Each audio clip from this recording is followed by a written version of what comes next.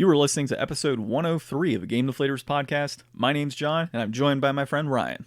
Hey, everybody, here at the Game Deflators Podcast, we like to talk about games we've recently picked up, games we're currently playing, and dinosaurs, mutants, and Nephilim oh my in this week's Inflation Deflation Challenge.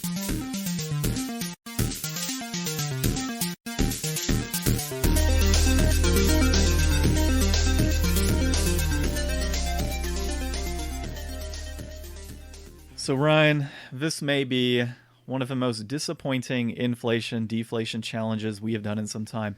Not because the game was bad, but because of the technical difficulties. Man, we got 2 weeks in a row. It might not put on the ground, and they kicked us while we were down with this one. Well, and then we kicked things on the ground too. And Roundhouse kicked them while we were unarmed. Right. And that was good stuff. So this week we played some Blue Stinger. As I mentioned, a little disappointing. We got through, about 25 minutes or so playing a game, few areas, and the game froze and went to the main menu of the Dreamcast. So I've issued a return on eBay. So I'll get into that in just a moment here. But on this week's episode, we are going to talk about the 10 long-lasting PlayStation franchises that need a PS5 revival. Ryan, I hope you have it open because I didn't notate which ones they were. Although I liked every single one of them. Amazon Japan has sold out of Xbox Series X pre-orders and Series S for the second time. So that's pretty big news. And then we've got Nintendo isn't as smart as they should be by, Michael Pachter, I think is how you pronounce his name. So he says Nintendo should scrap the Switch and should only have the Switch Lite. To that, I say, we'll talk about in a moment. Okay. So as always, dude, let's get started with our recent pickups. I know you've got none. I've got one. You just know that I've got none. Yeah. Well, we don't have notes, either of us. So I did pick up Blue Stinger this week. And I mentioned it last week that I was buying it literally while on the episode. I'm like, I bought it. It's a new pickup. Yeah, so I got it technically yesterday or a couple days ago and was so stoked. I'm like, dude, we finally got this game. Loaded it up. No issues. I'm like, cool. So tested and working. Disc looked great. And we're in the middle of it and it just goes back to the main menu. We should have known because, like, you said you had it running and then I got here. And then it didn't run. It wasn't running, and you were like, what's going on? Yeah, so then I opened it up, reset it, and it started. I'm like, all right, cool.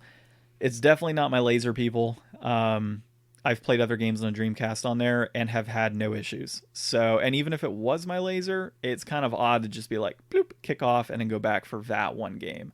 So, and in a very similar area, like we played, and then we restarted, and we played, and once we got up to that same area, then it did it. It kicked us out like right at the same spot. Yeah, so it's totally the disc. So yeah, issuing a return. So that being a recent pickup, and that was purchased on eBay.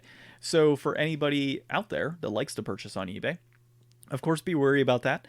Always keep in mind that even if it says no returns, eBay does have a money back guarantee. So that would be a item that is not as listed or not as described because it's tested and working. Well, clearly it was tested, but it's not working. So that's something that would be returned immediately. Luckily, if this seller, 30-day return policy, it was actually instant. Like I just went in, put in, hey, the game doesn't work. Here's where it stops, blah, blah, blah, blah, blah. And then issued the return, and that was it. And like eBay immediately came back and said, print your label. So like I'd never honestly had that, so that was pretty cool. And then the seller went ahead and accepted afterwards, which was kind of odd because I've already printed out the label. So that was weird. But either way, so that's going to get returned. I'll likely pick up another copy because it is a game I've wanted to play in the past. And it's a game you thought you already had on lock. Yeah, exactly. So it's like, Jesus, man, like now I've got to pick up another copy of this. So we'll see how that goes. But yeah, so be wary of that. And then of course, how often would you say you have problems with like games, especially like loose disc games where you're getting it just shipped to you in a sleeve? I mean, this one was really well packaged. So this one in particular, he had like two, actually I've still got it here. You can see here, he's got two nice pieces of cardboard and he did it similar to a comic book where you tape the edges of it and then like on all four sides and then you mash it in between and then that protects it from being bent or anything along those lines. Like it's still a disc only. So typically like I personally wouldn't have shipped it like that. I would have taken, because it's the same packaging that he used to ship it. You would ship a DVD case. So what I would just get an empty old jewel case. That's what I would. I wouldn't do even a jewel case. I would do a DVD case because it's a little thicker and more flexible. I feel than a jewel case. Plus, you have the risk of if the jewel case breaks and snaps, it could scratch the top of the disc. There's all sorts of things that could happen. So I will generally take a jewel case, or not jewel case, a DVD case, stick the game in there, put some bubble wrap inside of it, seal it with some tape, and then I'll stick it into a case, and then, of course, tape that. And it's generally, I've never had any returns whenever I've sold anything by doing that. So that always works out. Jewel cases are a little different. What I'll typically do is get a bigger bubble mailer, and I'll stick it within a small box, and I'll wrap something around the game in the small box for the jewel case, close the box, slip it into a bubble mailer, and then ship it off. So you're doing like triple protection in that instance. So you always want to protect your stuff as much as you can. It's appreciated on both the purchaser end, as well as the fact that it saves your butt from any potential damage in shipping. So this guy did a pretty decent job. I'd never seen it shipped out that way for a disc only, so that was interesting. So yeah, I mean, it came in, it didn't work so well, and we return it and we get a new copy. That's how it works. What are you gonna do? Like, obviously this didn't work as a replacement, and you still have your original non-working one we tried last week. What do you do with a game that doesn't work once you get a replacement? You just chuck it? No, I mean, there's several things you could do. I could either chuck it, or I could just sell it as broken on eBay. You just say, hey, it doesn't work, 50% off the normal price of a disc only. So, for example, a disc only was $20. I would say $9. And if it doesn't sell for that, $5. Like, it is what it is. You get a couple bucks out of selling it. Like, you could do that option, because I mean, it could be that the disc was, too far down. It could just be that it has to be buffed. I mean, it varies. But there's people sell games all the time online of broken and doesn't work, and if you can figure it out, you can figure it out. So and there is like a market for, there's a market. This is beyond what I want to put into it. Yeah, exactly. Like, it doesn't work for me. Maybe it'll work for you. It's a risk that, and you notate it as broken. You say, like, look, it's broken. It's not working. So if you want to buy it, you wanted to give it a shot, it's like, say 75% off the normal rate. Like, as long as you're open and honest about it and somebody's willing to give it that shot, like, kudos to them. Like, I've bought broken Super Nintendo games. I've bought broken GameCube games, like, stuff all the time online. And it turns out it just need a little, TLC, and that was it. Yeah. So, oh man, I think I told you a story about the shop owner I used to work for and how I got my Super Mario RPG for my brother. I don't remember that story. Tell the people. Okay, I'll tell the people. Listen up, people. Listen up, people. So it starts with a deal I had with a guy at a pawn shop where I used to live. And so this guy, whenever he would get new games in, he'd hold them aside for me. He would not put them out on the shelf. I came in every single day like, hey man, what do you got this week? What are you selling? And what are you buying? So yeah, so like every week I'd go in, or every day, and he'd have like new Wii U games for me. Like, I would get these things dirt cheap. I mean, we're talking GameCube games, Wii games, Wii U games, everything you could think of for like 75% off the rate. Like, he would say, yeah, it's already 50% off, but I'll give you an extra like 25% off. Like, it's crazy. Guy was just averse to making money. No, I even bought his collection, like his personal collection. He was like, yeah, I'm selling my collection. Like, I'll sell it to you. And I'm like, okay, cool. So he came in the shop like, it was weird. He came in the shop and he's like, yeah, I just want to kind of see what it's worth. I'm like, why would you bring it in the shop if you're going to sell it to me? He's like, I don't know. I'm like, you do realize that like now I technically can't buy this unless you walk out of here and we go meet later, right? And he's like, yeah. I'm like, you don't do that at a pawn shop. Why would you do it at my game shop that I'm working at? So yeah, I used to get some good deals, but he picked up a massive Super Nintendo collection. And I went in, and of course, the shop owner who was retired at the time, he ended up opening up a shop. Actually, like that week, he had opened up a new shop and was buying supplies for his new shop. And he comes in and swoops in, and he bought, like, I guess he saw Super Mario RPG, and he just bought that one game because he knew it was good. Didn't even see the other titles. And so I go and I buy all of them. The guy's like, oh yeah, I had Super Mario RPG, and I sold that to so-and-so. I'm like, are you kidding me? So I got all the games, bought them super cheap, went to the other shop, and I was joking with the shop owner. I'm like, man, you scooped me on Mario RPG. He's like, I can't get it to work. So if you want it, he's like, how about this? $10. Or no, he said $40. I'm like, man, I'm not buying a broken game for $40. He's like, what was the going rate back then? About $40. So I'm like, I'm not buying it for that much. And he's like, all right, I'll tell you what. I was like, I'll give you $10 since it doesn't work. And he's like, I'll tell you what, man. If you can get this game to work, $10. You get one shot. I'll give you like 5 minutes to fix it. $10. If it doesn't work, you got to buy it for $40. I'm like, all right, I'll take that deal. What? Yeah. So I was like, I'll take that deal. I could do that. So, I mean, I clean games all the time. So he didn't realize that there were other things you could do. And he wasn't aware of some of the tricks that we did within the shop to get older games to work. So given the supplies we had, he's just sitting there blowing in it. Oh, yeah. He was like, oh, I put rubbing alcohol. It didn't work. And I'm like, here, where's your bit or whatever for it? So I pop it open. I'm like, all right, get me a small screwdriver. He's like, okay. So I get a small screwdriver. I see some rust on there. I'm like, all right, this is what we're going to do. I scrape off some of the rust. I clean it with a little bit of rubbing alcohol and some Windex, get all that off. Didn't work initially. We had these sanding pads for machines that would buff. So what you could do is you could wet that with a little bit of water or a little bit of rubbing alcohol is what we'd use. And I just go and I'm like sanding on the pins, like just getting them down. And it came out just black as can be. Cleaned all that off, booted it back up, worked, handed him $10. Said, I'll see you later. And I walked out the shop. Profit. I was like, profit. No, that one I ended up trading my brother. He had the GameCube Zelda games, the collection, I think the Master Collection. So I was just like, look, you got that for like $5. I got this for $10. You want this? I want that. Here. So we just did a quick, we just traded. So it worked out. But yeah, dude, that was a long segment for John's recent pickups. So I'll jump right into what I'm currently playing, and then we'll get into you on. Oh, you're not playing anything. Yes, I've been. All of my free time this week has been consumed by reading through Berserk. I got a manga reader on my iPad, and every day when I get home, like, I know that I should be playing Persona. I'm going to start playing Persona this week. I'm giving Ryan that look, folks. Like, he knew immediately what was coming out of my mouth next. Hand to God, it's going to happen this week. I'm getting back into it. I'm running out of time. But yeah, for anybody out there who's a manga fan, I just started getting back into manga. Like, I've read a little bit in the past. I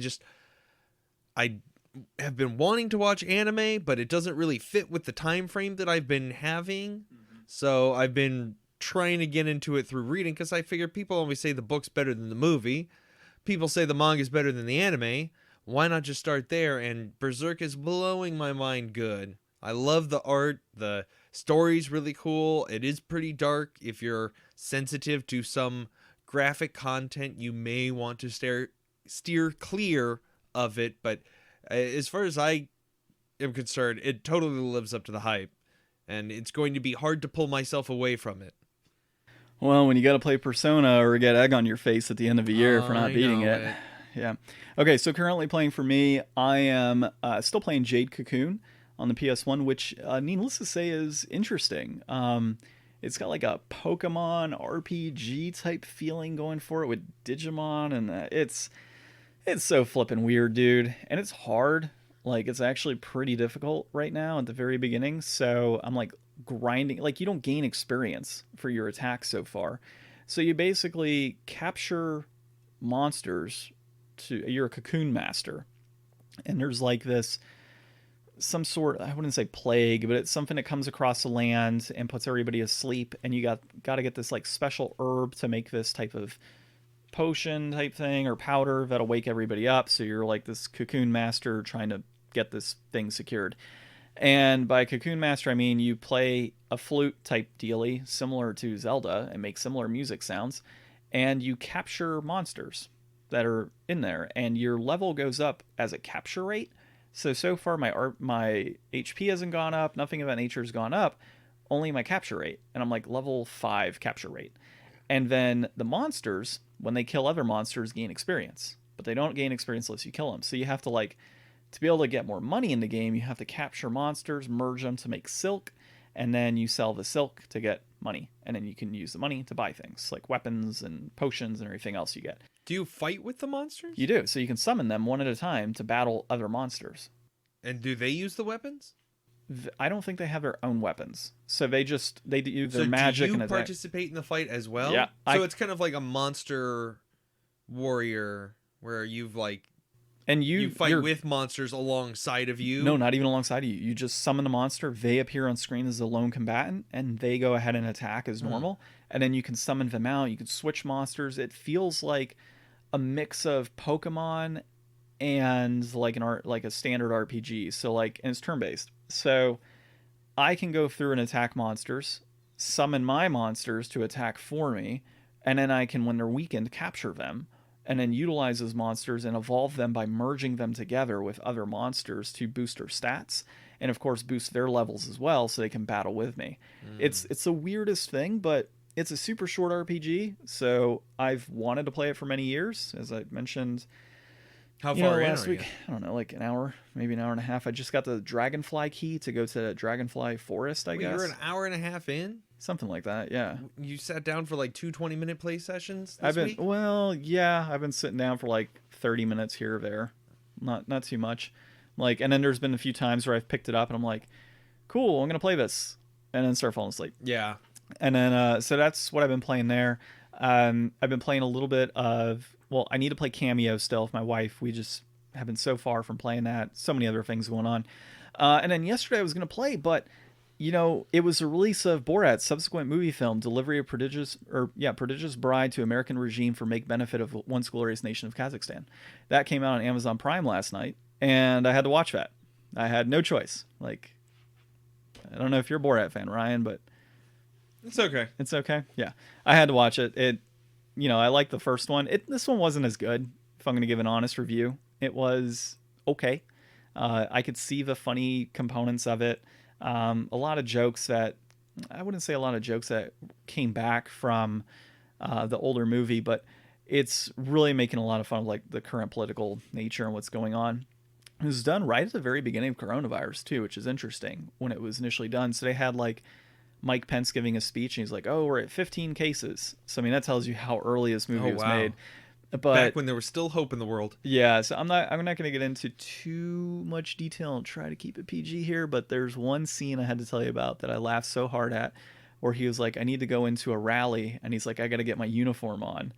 And I'll let you imagine what the uniform might have been when he ran into this rally. Did it have a red armband? It might have had a hood of sorts. Oh, okay, that kind of uniform. Yeah, so that was absolutely... He was going Halloween as a ghost. Yeah, he was like, I needed to figure out a way to get into the rally, so I had to find a perfect disguise so nobody would suspect that I was any different. And he goes running through. I'm like, oh my god, that's hilarious. It wasn't as good as the first one, but like there's some funny stuff in there for sure. That's Sacha Baron Cohen. Oh my god. So yeah, check that out if you're a Borat fan. But yeah, that's it for my currently playing. That's it for my current pickups. Ryan, I understand you have some trivia for me before we get into where people can find us and another little secret article I didn't mention. So go on. So John, and everybody out there, if you know this, let us know on our social media. But let's see if John knows it first. John, Mira, the Shiba Inu, can be found secretly controlling things behind the scenes in this Easter egg ending to which classic horror game? A Shiba Inu? Mm-hmm. In a classic horror game? And what are they controlling? Everything from behind the scenes. It's an Easter egg ending. Holy crap. What's console? PlayStation. Horror game on PlayStation. PlayStation or PlayStation 2? That might close things up a little bit. I've actually never played this game. A Shiba Inu. It's American release, I imagine. Yeah. Because if you get me on a Japanese release, I'm not going to know. I mean, it's a Japanese developed game. Oh, it is a PlayStation 2. Oh, man. They're controlling everything? Behind the scenes, secretly. Oh, my God. I don't know. Haunting Ground? Silent Hill 2. Oh, see, I haven't played that one yet. The secret dog ending. I have not played Silent Hill 2. Yeah, Sadly Mira not. is a cute little Shiba Inu that pops up in many Silent Hill Easter egg endings. Well, damn. That's a good one. I know. I wasn't sure if you would know that one. I've been watching some Super Eye Patch Wolf this week, and he's got a couple great videos, and he was really into Silent Hill 2, so I took that as my inspiration this week. People just realize I'm really bad at trivia to begin with, so that and combination of having not played Silent Hill 2, I think it's actually the only one I haven't played. I think we've both shown over the last few weeks that we're both pretty bad at trivia. Yeah, well, no, you got my Nintendo one last week, and whatever else I'd mentioned afterwards. But as Ryan said, you can let us know the answer. If you, of course, already have heard the answer, then tell us how bad I suck at trivia on Facebook at the Game Deflators, Instagram at the Game Deflators, and Twitter at Game Deflators because they don't like the. And of course, podcast applications everywhere. You can find us on Podcast Addict, Podbean, Apple Podcast, and everywhere podcasts are found. Now, our secret article here. So our boys over at Grief Burrito tagged us in a little something the other day, and immediately I saw, I'm like, Ryan, that's going to be a good topic this week. I've wondered this topic. I've researched this topic. I've looked into this topic myself before. Yeah. I honestly wouldn't have even thought this was an issue, but apparently it is. It's baffling. So at Bang Bang Click, Alex Hutchinson, who is a creative director, not for Google Stadia, but for like a Montreal game studio that was purchased by Google Stadia. Just clarifying that. Said streamers worried about getting their content pulled because they used music they didn't pay for should be more worried by the fact that they're streaming games they didn't pay for as well. It's all gone as soon as publishers decide to enforce it. And then he follows that up by saying, the real truth is the streamers should be paying the developers and publishers of the games they stream. They should be buying a license like any business and paying for the content they use. Sorry, stumbled on that. So, yeah, so basically saying if you're out there streaming Fall Guys or you're out there streaming some like Last of Us 2 or some game, whatever it may be, he thinks that you should pay because you might benefit financially. You should pay the developers and you should pay the major companies that publish these games to compensate them for the fact that you're using their content to benefit financially. To that, I say you're an idiot. At the end of the day, yes, I mean, this is my opinion on it. Yeah, you might own the content, you might have created it, but it's free advertising. And then on top of that, they're not necessarily benefiting financially because of your content per se, because they benefit financially no matter what game they play. They're benefiting financially for their personalities, the content that they produce, the jokes they may have on screen, the gameplay that they're doing, the blood, sweat, and tears that they put into actually creating the content. So like, yeah, I understand it's your content, but they could be playing a board game for God's sakes. And they're going to get the same type of fan base, and they're excited and looking forward to seeing their streamer, not the game they're playing, but the streamer that they follow play a game.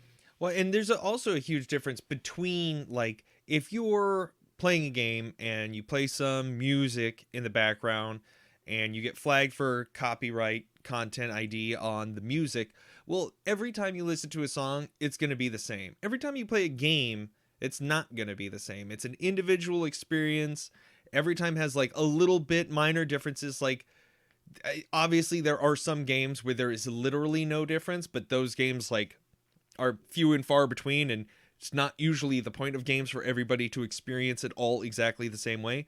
But you're absolutely right. Like the transformative nature of the streaming is the streamer, and that's what people are there for. Like if people wanted to play the game, they would go and buy and play the game themselves. That's not why they go to Twitch or YouTube or wherever people are streaming these days. Yeah, exactly. And like I get it, like I can see both sides of it. So like let's just say you had a let's play and it's literally just a walkthrough of you playing the game and telling people where to go and stuff, and you benefit financially through the advertisements. But at the end of the day, that person bought the game. And here's the other funny thing. It's like somebody had mentioned on one of the threads, like, oh, well, they're not always purchasing the games. Okay, well, how'd they get the game for free?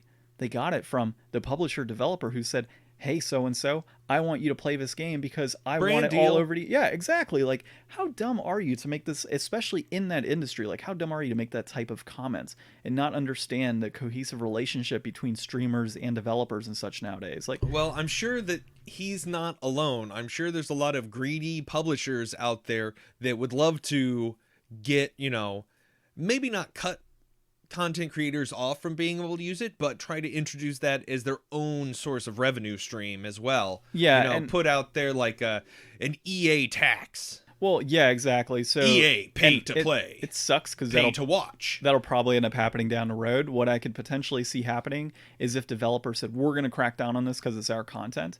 You'll of course have a big argument and everything. It'll be a crazy situation. But say for example the developers and content creators win on that, right? Or the game content creators win in that type of argument. I could potentially see it to where we're cutting off all streamers except X, like having contracts like similar to Twitch and Facebook and all of that, where you have Twitch streamers making a ton of money specifically to play their games on X platform. So those those companies are benefiting from the traffic they're getting. So I could see something like that happening where EA says, we're going to hire 3 people that are going to be our streamers. Well, you're not going to have the same type of impact, right? Because it becomes too curated at some point. Exactly. So now you don't have that flexibility to say, like, there might be somebody that I like that has 4,000 followers, not 1 million subscribers, and I really like the content they put out, and what they play may push me to purchasing a game. Well, and you can always switch to like a method of not making money directly from the content and making your money on the back end through like a Patreon or something. If you're making your money through Patreon, you can release whatever kind of content you want out there, and whether it gets claimed or not, it doesn't really matter because you're not relying on that platform or that AdSense or whatever to generate that money for you when you've just got it working in the back. It depends on the contract component too, right? So it's like, hey, you're paying me to do X. So like you're paying me to maintain my equipment, and you're paying me for the work that I do in my editing and all that. So like there's ways around that where it's like, no, nobody's paying me specifically for the game content I'm streaming. They're paying me for X. Like those are things that could be outlined, I think, pretty clearly at the end of the day to get around stuff like this. And before we go on to our first article here, which I hope you've loaded up those top 10. I've got it. Cool. I'll go through it. There's actually, if you look at it, and this is where the streaming component comes in, right? There's a guy that has like literally a Let's Play on Amazon Prime of Breath of the Wild. And like it's on Amazon Prime. Like to be able to get on Amazon Prime, I think you would have to benefit. Really? Yeah. There straight up is. It's like a full-blown Let's Play of Breath of the Wild. I saw it the other day. Huh. And it's free to Amazon Prime users. Huh. Yeah. So there's like 10 parts to it, I think. Amazon's getting into the game. Right? But here's the thing, though. Nintendo hasn't cracked down on that. Like, the guys probably, if it's free to Prime, there's probably some sort of financial benefit to be on Prime, I would imagine. I mean, I don't know. Nintendo's so weird. Like, back when I was looking at YouTube and stuff in the past, like, you hear so many horror stories about how much, Nintendo loves to crack down. I mean, we saw this just in our article last week, and we've definitely covered it in the past, but, like, there's some weird wall where some people kind of get through and get away with doing Nintendo stuff, and some people don't. And I've never really understood that, and like I've always been kind of hesitant to get into that kind of realm because it's like I don't know what advantages or what lets what some people slide through and some people not. I think after last week's article, it's because Nintendo's chasing adult entertainers and these have to be children's entertainers. That's exactly what it is. It's the market, right? So if his target market is younger kids, then yeah, it makes sense, right? Well. So that's it on stream. So let us know, of course, what your thoughts are on that.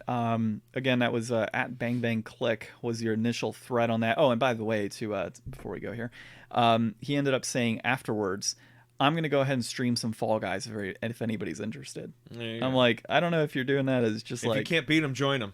Right. I don't know if that was a joke by him just to be a dick or if that was I'm just going to stream and being contradictory as to what was going on. Okay, our first article here is 10 long-lost PlayStation franchises that need a PS5 revival by, Nelia Soul White at Twinfinite. Actually, I think it's the first Twinfinite article we've done. I think we've done some Twinfinite stuff in the past. So I don't know. Let's start from the top. Let's start from the top. All right, so we got a list here. Starting at the top, we've got Parasite Eve, a game that we've played a little bit of in the past, a game that I think I might have even given it my like favorite inflation deflation of the year. You did.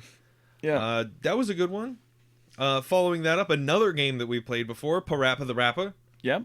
That was actually released on PS4 as well. So I'm not sure why it's needing a revival I guess it was the original. That would just be like a remake. We're talking revival would be full-blown next insert into the generation or I see what you're saying. Although in the article they do talk in the Parasite Eve giving it like the Final Fantasy VII remake kind of treatment, which I think would probably be pretty cool. Oh, I think so too, man. Like that was when I saw that initially in the list, I was like, for sure, like if Parasite Eve got a new game released or a remake, I would totally buy that. Next up, we've got Sly Cooper.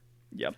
I love the Sly Cooper series. I got the PS Vita pack that has like all 3 of the games on it. I thought that was a super fun game. And that one is on PlayStation 3. They have a pack on there, I believe. And one of the cool things that's noted in this article is pointing out that the Ghost of Tsushima, so Sucker Punch, who makes that game, put in a little bit of a teaser with that, armor of Sly Cooper. Well, and so you had the trophy. To looking at this, like they had like a full-blown trailer for a Sly Cooper movie years ago, but I guess that was canceled back in like 2017. Really? That sucks. Because the Ratchet and Clank movie is so good, so I'd think a Sly Cooper movie would be pretty cool. Next up, we have Resistance. Yes, we need more Resistance. Why that series has not had another entry, I'll never understand. It's so good. Well, there was Resistance Fall of Man spawned 2 sequels and a PS Vita release. So I guess it had a couple. I remember playing the first one, and I just wasn't really impressed with it. I don't know what it was about it at the time. Maybe I was just like too big of a COD 2 and Halo 3 person to get into it. It's Medal of Honor with aliens. Yeah. Next up, Warhawk / Starhawk. I've heard of Warhawk, never played any of these games, not really been like, outside of some Rogue Squadron and some Star Fox, not really been much for like pilot games. So I played Warhawk, I hadn't played Starhawk. Warhawk was a lot of fun. I think it was online only, if I recall. It might be multiplayer locally. If it is, we can give it a shot in the future. But you have your planes and whatnot, but you've also got ground combat as well. So that was pretty cool, being able to transition from different locations and, of course, play on the ground. I think if that was released today, it would be a pretty good title. Like, they'd have a lot of play, I feel. Next up, Patapon. Why? Like, Patapon was I tried to get into Patapon. It was hard for me because I guess I just don't got that rhythm. What was it like? Patapon. Like, yep. Yeah, I played on PSP. I wasn't a fan. Yeah, it's cute. It's all right. And last on the list, or no, not last on the list. Next on the list, Twisted Metal. Definitely. Give me some like high res, freaking ray traced, sweet tooth blowing up somebody. Yeah, I mean they redid it, or they had a reboot that came out on PS3, obviously numerous years ago. And was that Black? Twisted Metal Black? No, it was just Twisted Metal. They did a reboot of some sort, and I have it. We can play it at some point, but I don't know. It just didn't pick up the way it should have. Twisted Metal Black was on PS2. Yeah. Continue. PlayStation All-Stars Battle Royale.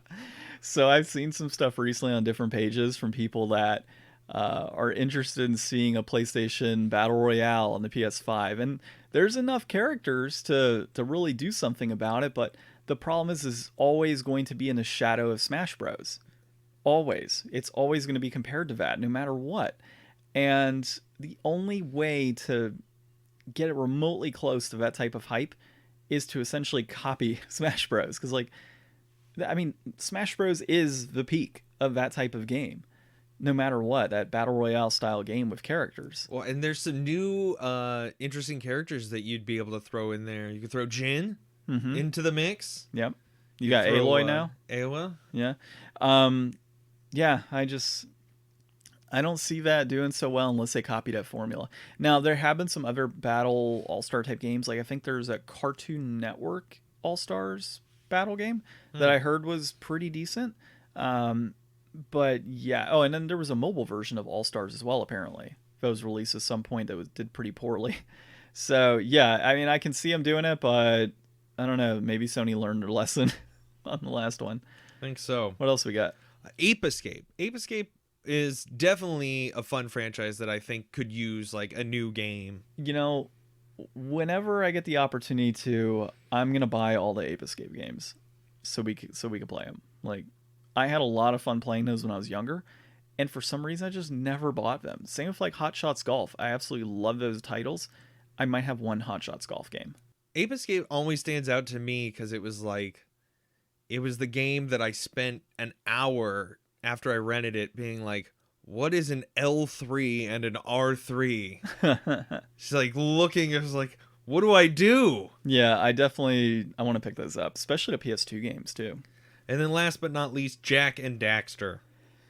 Yeah, I mean, that whole franchise, well, not franchise, but all of that, like Ratchet and Clank, Jak and Daxter, any of those games that came out. I think that was Naughty Dog, right, for Jak and Daxter. Mm-hmm. Yeah, I mean, all of them need to be out on PS5. See, I don't think so. I think that, like, yes, Ratchet and Clank is getting a new game, but Jak and Daxter deserves one, man. No, but like these are all like classic PS2 titles, and some of them have transitioned and had some reboots and stuff, but like, why should we be stuck with the same characters all competing for our attention 2 console generations later, 3 console generations later? Like, bring some new light in. Like, Yooka-Laylee did tremendous as a new IP. Like, there's lots of room out there for like new things rather than just rehashing the old stuff. Like, I get so tired of seeing the same old stuff, and also it, on some level, it kind of diminishes or stops people from maybe wanting to go back and try those older titles that like we still remember and still probably hold up pretty well. Like, if there's a brand new Jak and Daxter game, why would anybody want to go back and play any of the old ones? Like, give the old ones like the reverence that they deserve and bring some new blood in and like see what you can do. There's still more room out there to explore. Well, I mean, looking at you, Nintendo, with Mario that's having that's come different out every John. single year, and Metroid and Zelda regeneration. Yeah, but those are first party. Those are like, Nintendo's the one that does that. Like, well, I mean, Naughty Dog left all that stuff behind to like go out and branch out and make new things. Well, I think Naughty Dog's Jak and Daxter, Ratchet and Clank is Insomniac.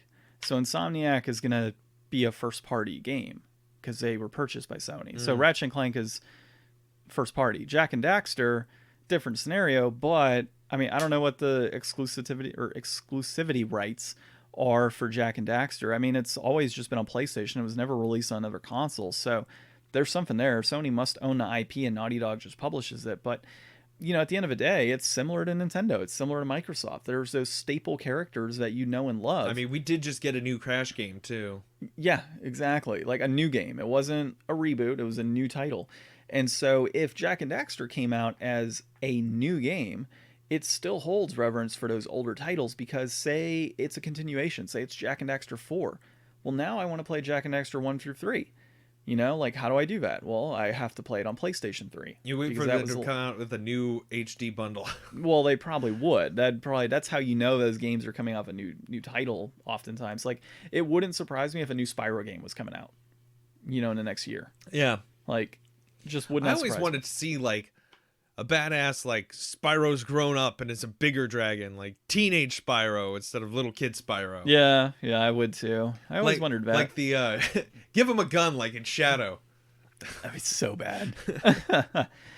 Okay, so let us know if there's any PlayStation 5 titles you'd like to see towards older generations of games, old franchises that have kind of died out. And there's quite a few that I'd be interested in seeing rebooted, and many of them are actually on that list. So, good list. Okay, the next thing here, and we'll probably keep this one super short, is Amazon Japan has sold out of Xbox Series X and S pre-orders for the second time. This is Andy Robinson at Video Game Chronicle. We've mentioned the guys at VGC a couple times now.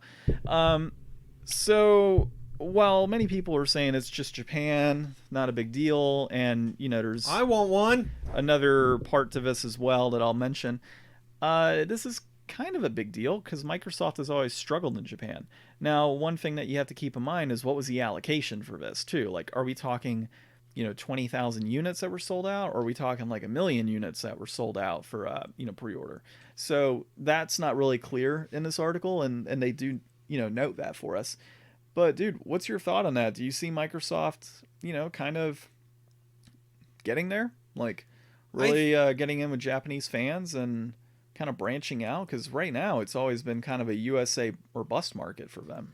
I just think that Game Pass is an undeniable force. Like, I think Game Pass is going to be like a huge success in this next generation. And like the fact that you can buy the Series S and get Game Pass, and it's all going to cost you less than, half the price of a PS5 in a game. Like, that it's hard to stand up to like the amount of content that you get for such a low bar entry. And I know that the Series X, I mean, you're still saving money there, and you're getting like even more power than what the PS5 is providing. So I just think that their two approaches to the next gen are just way more successful than here's one that plays discs, here's one that doesn't play discs. They're exactly the same. Yeah, I mean, I wonder if PlayStation or Sony will come out with something along the lines of a Game Pass that's included, right, with the console for their PlayStation Now. That'd be interesting to see if they come out with something like that. But another thing here to note too is that Microsoft recently, or what's his name, Phil Spencer, said they have another announcement or something huge coming down the road. So it's Microsoft's just blowing it out of the water right now with this like pre-gen type of stuff that they've got going on. A lot of excitement going on with them, and I mean the fact that they're selling it on Japan. I don't know if they sold out previous generations in Japan on pre-orders, but I mean if this is the second time it's happened now, then there's some positivity going into it for them out there. And they do note as well that this is a marathon for them. So yeah, it's a small battle that they're winning. Like it's looking good, but it's a longer marathon that they've got to complete here to really kind of branch out into those different markets. So it'll be interesting.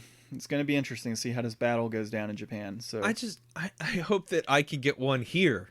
Right? Like I'm ready. I don't want to keep waiting forever. Like I don't want to wait until like next summer to be able to start the next gen. We have so many scalper issues out here. It's crazy. Like the Fire Emblem Collector's Edition. Oh, that thing, new one that just was announced? Within like minutes, it's sold out, and they're already on eBay. It's like it's all scalpers. That's all it is.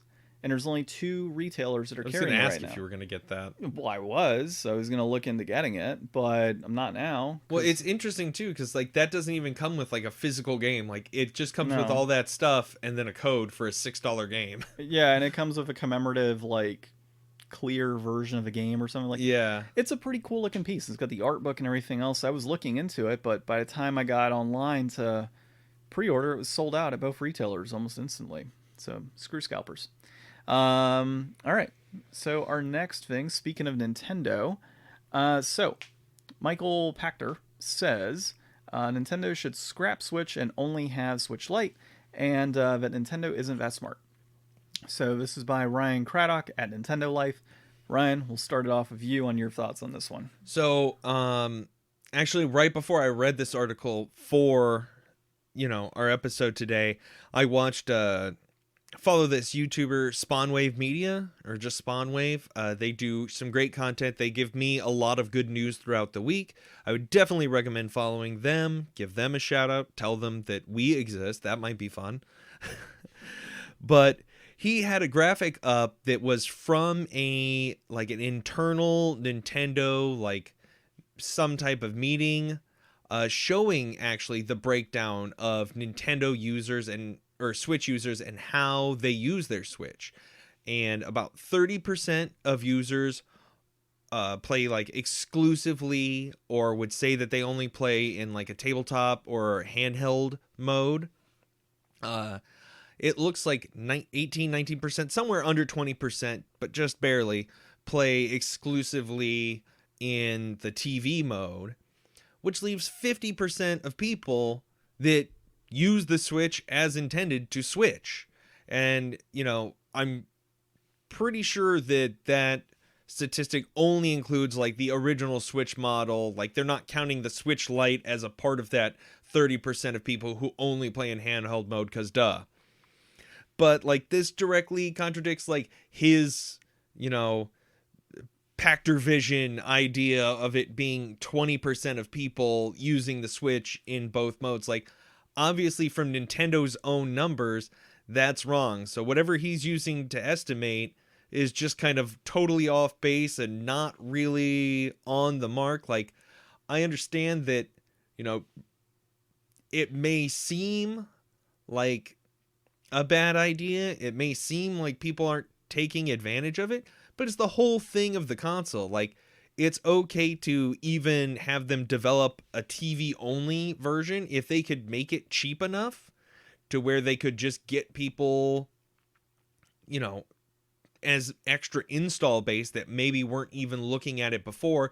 Maybe people that just don't like playing handhelds. Like, there's definitely a large group of people out there that probably would buy a Nintendo console if it would hook up to their TV only and give them some, decent performance. And if you could get rid of having to have the screen on there at all and having to have an internal battery at all, I'm sure that you could cut out a lot of price and make a stronger, small, plug into your TV version of it.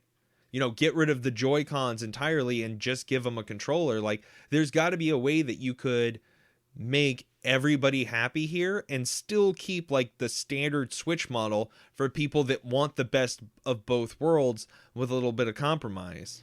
Well, the one thing that's mentioned on here is like, give them a Fire Stick type of thing, right? Which I think I had mentioned a while back too. Like, having that option would probably work. Like, they'd have to have a service set up for streaming, and we all know that Nintendo isn't strong with their online service. Well, no, I think what they mean by a Fire Stick is the ability to just have some sort of connectivity, like a Bluetooth connectivity from the device you have to the TV, so you can play in that nature. And so it's just a quick, like, hey, I want this device to project on that TV, but then you lose the whole, like, docking ability, right? Like, the whole ability to, doesn't it upgrade the graphics or something if you're playing in docked mode versus, like, handheld mode? I always forget that. I don't know. I think you might get some better stability, but I don't know that it actually, like, enhances. Because we had talked in a previous episode about the idea of, like, an enhanced dock that you could buy separately that would, like, have some extra beefiness in it. Mm-hmm. Yeah, so I mean, I like the idea of like a Fire Stick type thing, and of course Nintendo does, because it's a peripheral they could sell for more money, branded Nintendo. But at the end of the day, I think it's a stupid comment. Like, why would Nintendo switch fully on just a handheld model? Like, they put the Switch Lite out there in a way to kind of be the successor to the 3DS and the 2DS and all of that. Yeah, and it's performed super well. Yeah, like, it's performing well because you've closed out that handheld market. What they really need to do is have a backwards compatible version of the Switch Lite that plays 3DS, DS games, and Switch games. Like, if you have well, you couldn't do that because it only has one screen. No, I don't mean at the same time. Oh, I see what you're saying for the 3DS. No, but you could play, oh yeah, you're right, because the 2DS, oh wow. They all have two screens. It was the whole gimmick. Yeah, you're right, you're right. That wouldn't work. Screw that, people. Unless you do Pachter's Fire Stick, and you've got your handheld, and you've got the TV. That would actually be pretty cool. I guess what you could do is turn the Switch sideways. That wouldn't work. And then pull the Joy-Cons off. Well, then that gets rid of the Switch Lite. It don't work like that. No, I think his idea, like, if Nintendo went that route and had some sort of backwards compatible type thing, or like an add-on screen or something to allow you to play 3DS. Well, if and you DS had games, a way to project that second screen onto your TV, the main screen of the 3DS, and have the actual, that'd be pretty badass, actually. Well, then you've got a Wii U, and we all know how successful that was. Well, yes and no. It would, yeah, I know what you're saying. The Wii U was fun. Like, okay, like, seriously, if you go on various Nintendo pages... I know, it's a very hardcore Nintendo-loved thing, but it did not do well. It didn't do well because of the marketing component. The system itself was actually good. That's what's scary. No, I get you, like, it'd be a Wii U, but yeah, if there was some way to play 3DS, DS games, so you can kind of bridge people over to get that Switch Lite and still play Switch games, that'd be pretty awesome.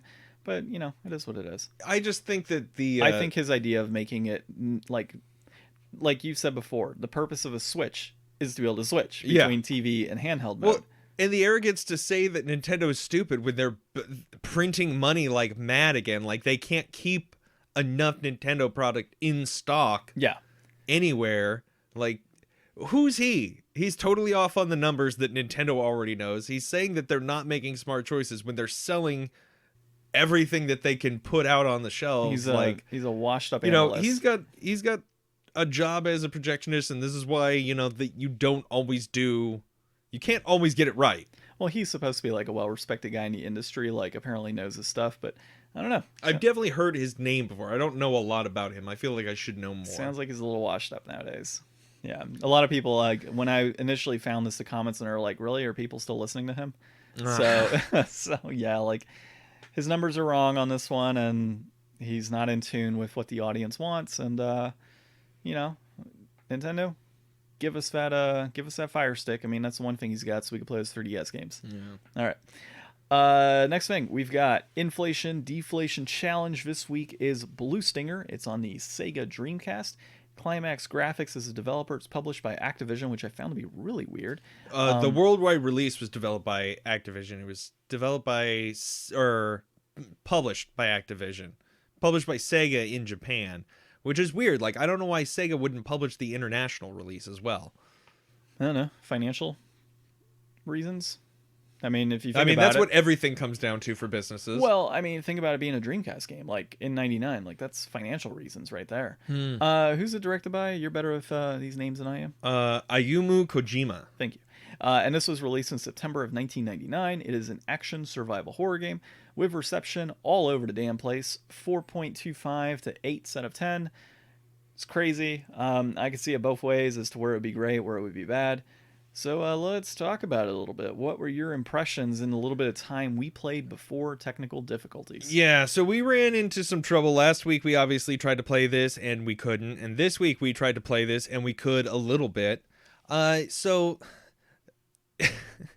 it's pretty wonky. The graphics are definitely like those weird game or Dreamcast graphics. Like, I always remember the Dreamcast looking good in pictures and stuff in magazines, but there was always just something a little bit off when you compared it to like PlayStation games. There was always like a little bit more of like a comical kind of cartoonish vibe to the Dreamcast graphics, which isn't a bad thing, but it definitely makes the characters look a little bit weird in some of the scenes. Like, the main character just has this like the hair porcupine sitting on the front of his face for hair. His eyes are also kind of like buggy. Yeah, the eyes are a little wonky. The dub is so terrible in this. The dub is really bad. It sounds like, a terrible old kung fu movie. Look, when they talk, it cannot be any more worse than Shenmue. All right, like, I see. Like, also another Dreamcast thing. It was just a Dreamcast feature. Yeah, it's terrible. Back of the box feature. Poor dub. Oh my god. Go on. I heard that there was a difference in the camera between the Japanese version and the worldwide release version. I didn't really have enough time to notice what was going on with the camera and enough to really care, so I can't really comment on that too much. But anyways, the story starts off with like a really long but really decent like CGI graphic showing like a meteor crashing into Earth. The backstory of all that is like it created this Dinosaur Island that also like wiped out like the Cretaceous period. Like, it was the meteor that landed and killed all the dinosaurs, and it created this island, which is now known as Dinosaur Island. And what's the guy's Elliot G. I don't remember. Whatever. Something. Yeah, he's Ballot out on a or boat something. with his friend, and then His friend Tim. Don't forget Tim's name. And another meteor strikes the island, and all of a sudden there's like a huge energy barrier that gets put up around the island and cuts your boat perfectly in half, and you and Tim are separated. It's not a meteor. It starts as a meteor. It's of some spirit sort, of a meteor. Well, and then it hits a satellite of some sort, and then a shard of some metal shard comes down and like blows up and creates that like force field around everything, and Tim's like frozen on the other side. So you've got to go to the island and try to find help, and good thing for you, you're a vacationing emergency search and rescue kind of person. You run around, you've got, and by run around, I've used that term very loosely because it does this weird stutter step. Whenever you're running, it's like between each foot falling, you kind of like pause for like just the smallest amount of time. And it's not the character. It's not like your handling of the character. It's the characters in general. Because when Dog, I think is his name, or Dogs, the other character comes into play, he's walking and he does the exact same thing, and you're not controlling him. So. Yeah, the momentum just feels weird. The controls, we didn't really get that far, so we didn't get to see like everything the game has to offer. Well, but we were able to fire weapons. We were able to fight Yeah, it's got like a beat 'em up style, one button combo when you're unarmed to fight with, and then you do get like different guns and stuff in the game. And so I laugh so hard when he's like, I'm unarmed. I don't know what I'm supposed to do. And then he's there like roundhouse kicking with fire off his foot. I'm like, yeah. How? Like, why does being unarmed be an issue for you? Like, why is that a problem? Like, you could clearly roundhouse kick with fire. So I think you're good, dude. We got like a look at a few different enemies. We didn't get to like any bosses or anything, and the enemy design seemed okay. Well, we got to a boss, but then the game crapped out on us. Well, we got to what seemed like a boss, and right, then the girl shot it down for us. We got a little bit stuck. I don't know what happens, and I'm really sorry, but like when we go back and play these old games, so often we run into like, okay, we're like 10 minutes in, and it's like, all right, we don't know where to go now because we need some kind of key to move forward, and it's not abundantly clear where that might be. Well, and like there's the silvery tone that comes off, right? For this one, whenever there's an item, we saw one specifically on the top area of like a building, and there's no way to get to the top of that building that we saw. And we scoured like every body leading up to that one area. It's like, how the hell do we get in this room? Like, yeah, you shouldn't have to backtrack so soon in a game. Like, if a game's asking you to backtrack in the first 5 minutes, like, Metroid doesn't even ask you that. No, not at all. You gotta go forward a little more than 5 minutes before you go back. Yeah, it was ridiculous. So, I mean, we got enough out of it to be like, okay, cool. Like, I get the feel. I would probably play it again. It's easy to see why this game has mixed reviews, because it's definitely not the worst thing we've seen, but... And, like, graphically, it's really not that bad. I mean, it actually does look pretty crisp and clean. That on a 4K TV, nonetheless. Like, if it was on a standard, older TV, it'd probably look even better.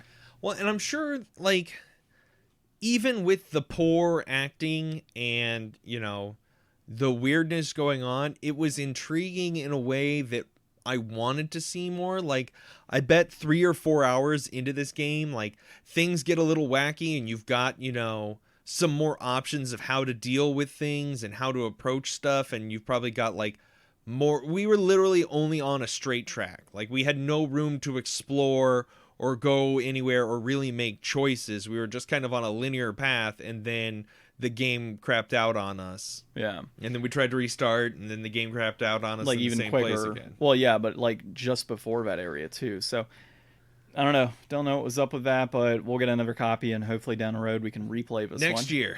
Yeah, next year, same day. All right, so brass tacks on this, man. We're looking at a Complete in Box copy's running at $25.69. That peaked at $33 back in June of 2020, so it's trending downward actually, so it's good. And then a loose copy is sitting at $19.81 loose. That is actually the current price point, which is, I think, that's my the current copy. peak? That's, I think, my copy that I bought. And then that's trending up.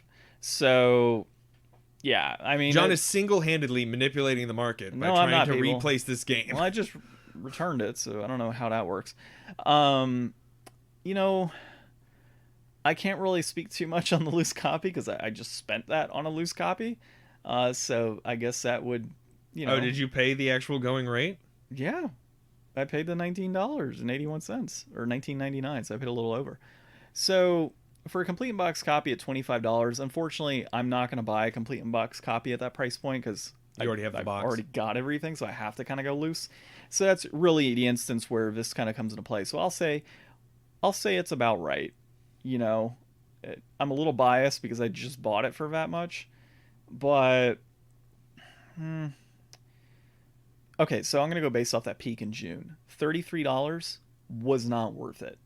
I would say Complete in Box sitting at $20 to $25 would be worth the value. Given it's a Dreamcast game, given it's a survival horror, it's not terrible in that, it's not a bad game. It's a decent game. It's just got those weird wonky things going for it. So I think the overall premise, and it gathered enough of my attention while playing it, that I would be interested in proceeding in that game, provided it doesn't screw up. And I do remember playing it a bit when I was younger as well, and enjoying it as we progress in the game. So I would say right now it's probably priced just about right. It's not a bad price point. See, I'm going to beg to differ, John. I'm going to say that the ease of access in which you can actually play, like, I don't know why we didn't just burn a copy of this game and play it instead of you buying a new one. Well, because I don't have a copy to burn. You could just probably download it. Like, that was the thing with the Dreamcast. I don't have a disk drive. What? Yeah. Oh, well, that explains it. Okay, I just think that there's a lot better stuff you could spend your money on. Yeah. I've recently gone on a new budget for myself, and I am starting to relearn the value of $1. And I could not imagine this game being worth any more than like $10 loose, $15 complete in box. No way. We've played way better games. There's way more stuff worth your time out there than this. I can't imagine. Well, Ryan totally inflated. Ryan just told me I paid an inflated price point. I'd probably agree. I got to be biased, especially with the mixed reviews on this. Like, if you've got professional, reviewers giving it anywhere between a 4.2 to an 8, like, I feel like that's a real generous 8. Yeah, probably a real generous 8. So if I find this game for $15, I'll buy it. If I find it for $20, I'll still buy it. Maybe what you do is take your broken version of the game with the box and sell that, because you make more than just selling your broken copy, and buy a new or a better complete in box version. Well, I mean, my complete in box is pretty minty, so I wouldn't want to just get rid of it. I might just sell the broken disc on its own. Be like, broken, $5. Fund it towards the $20. Lower that down to $17. I think we'll be good. Okay. Yeah. Well, I don't think we know what we're going to play next week. Next week we are doing our PlayStation 4 episode. Yeah, so for everybody who's listened to our counting up to the PlayStation 5 release, we've had the, what do we call them? Starter packs. So the Starter Kit Showdown. Yeah, Starter Kit Showdowns, but, really collecting on a budget is what we've been calling them. And we're going to be doing that again. So next week, keep an eye out for that. We'll have PlayStation 4 is next up in celebration of the PlayStation 5. Unfortunately, we couldn't do episodes on Xbox collecting because I just don't own a lot of Xbox games. But so keep an eye on that. So what we're going to be doing is forecasting games that are going to be of value down the road. And this is obviously going to be pure speculation. But the idea here is kind of a similar format to what I've done over the years when collecting, and that's collecting for the previous or for the current generation or outgoing generation. And it's really just kind of looking at what's in the market, what's a good price point, and then of course thinking about, is that value going to be there down the road, and is it worth me buying it now at its reduced price or waiting it out and potentially having to pay more. So we'll take a look at that. As far as a game is concerned, let me show you what I got, Ryan, and I'm going to be playing this pretty soon. I think this one's going to be a value. Oh yeah, the Blair Witch. Yeah, so I'll be playing that with my buddy when he comes into town, but I think we could play it next week. Yeah. And give it a shot, see how it starts out. So this is actually a brand new copy of Blair Witch. It came out back in 2019. For whatever reason, a physical version, I talked about last week, but a physical version came out in 2019, really on like a global scale, I guess. And then they just released physical copies here in North America this year. So, brand new game, just came out, I think, last week. We'll give it a shot. We'll see how it goes. Sounds good. All right, cool. And that'll actually continue our horror month. And I guess that would really end Halloween month. So that works. Cool. All right, well, this has been episode 103 of the Game Deflators Podcast. Of course, go ahead and find us on that social media, at Game Deflators on Twitter, at The Game Deflators, Instagram and Facebook, and on our podcast applications, Podbean, Podcast Addict, Apple Podcasts, Spotify, wherever podcasts are found, and give us those 6-star reviews if you can. If not, we'll settle for 5 or even 2 5-star reviews. My name's John. I'm Ryan. And thanks for listening.